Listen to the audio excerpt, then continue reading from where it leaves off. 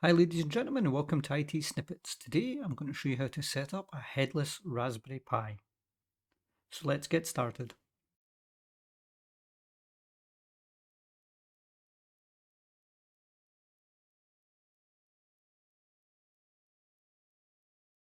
So the first thing you'll have to do is actually download Raspberry Pi Imager.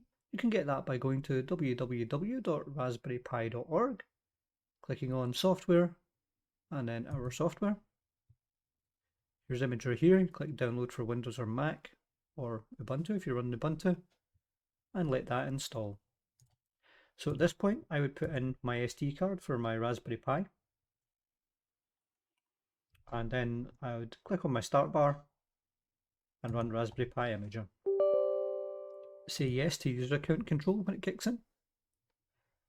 Once it's up, in this case because I'm building a headless system, I'm going to click on Choose OS, I'm going to click on Raspberry Pi Other, and I'm going to select Raspberry Pi OS Lite. That is the Raspberry Pi OS, but without the desktop component. Now that's been done, I'm going to click on Check Storage. I have a 32 gig SD card that you can see here. I'm going to select that. And then simply click Write and wait for the image to be written. It'll give me an error saying all existing data on the SDHC will be erased. Are you sure? The answer is yes. Please ensure you're using an SD card that you do not have any data on that you wish to keep.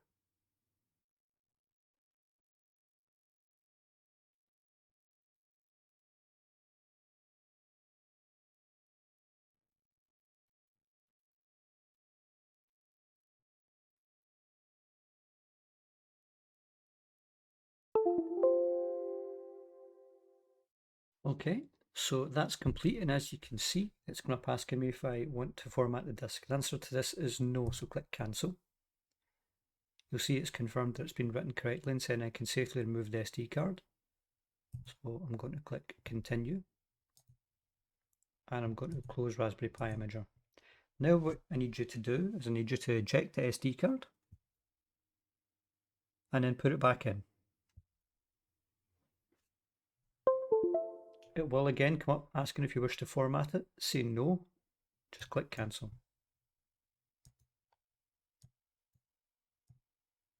Okay, now that it's came up, you can actually see that I have a SD card image that says boot in, expanding that, inside my Windows Explorer. So simply open up Windows Explorer and click on the drive as your SD card drive. If you click on this PC, it's a bit more obvious with the larger icon, SDHC, as you can see here. So simply double click on that.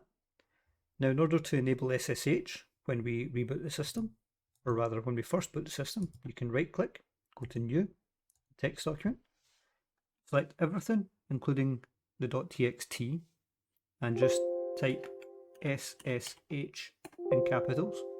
It'll ask you if you wish to change the file extension and are you sure, so we answer yes. If you go up to the view menu and you're not seeing file extensions, you can tick here to view the file name extensions to ensure that there is no file extension on it.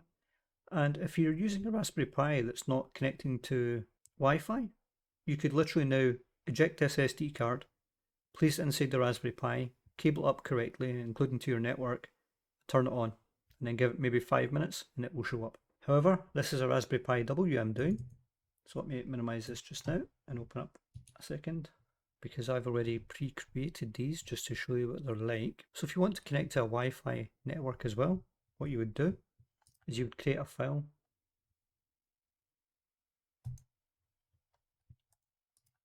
called wpa_supplicant.conf. You can simply do that by right clicking, selecting new text document and naming it as I said, wpa_supplicant.conf. Now if we open up this file, the top line stays the same. It says ctrl_interfaces equal dir equal /var/run/wpa_supplicant space group equals netdev. Update_config equals 1, so that's whether or not it should actually update. I believe this is related to the updates of the operating system. And country equals UK. That's your 2-digit code for your country. These are generally pretty self-explanatory. In America it would be US. If you don't know your country, you could Google it. And here's a bit that actually does the work. Network equals and an open and close brackets. The SSID equals quotes the name of your network and then quotes. So if your network was called The Simpsons, that would read SSID equals quotes The Simpsons quotes. The PSK equals is the password. So that's also inside quotes. So if your password was password, then that would be PSK equals quotes password quotes.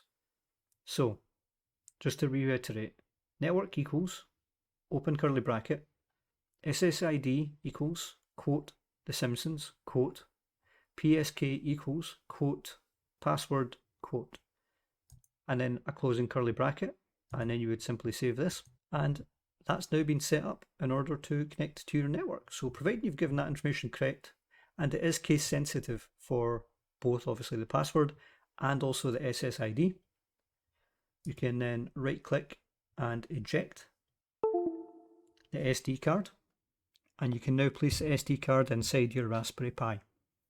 So that's it inside my Raspberry Pi. So what I'm going to do is I'm going to connect power to it, and then I'm going to leave it a few minutes, and then I'm going to scan my network and see if it shows up. Okay, the lights come on my Pi, so you generally have to leave it about 5 minutes in order for this to actually connect correctly. It usually doesn't take anywhere near this long, but it's actually a good waiting period in order to do so. Okay, let's try connecting to it. It's only been a couple of minutes, but the power light and the drive activity light on my Pi seems to be fully on, therefore it doesn't appear to be doing anything. So I'm going to right click my start menu and go to PowerShell admin. Go to say yes to user account control when it kicks in.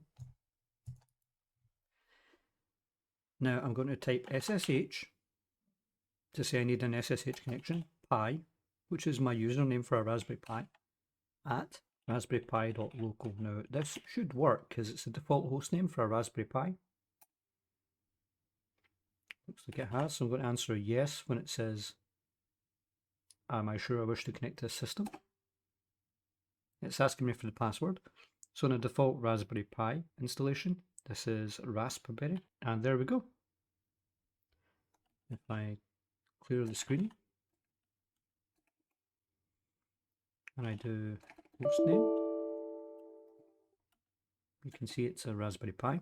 So that is my Raspberry Pi W, now set up completely headless. In upcoming tutorials I'll show you how to configure other things, such as MySQL, phpMyAdmin, installing PHP, and setting up Nginx web server.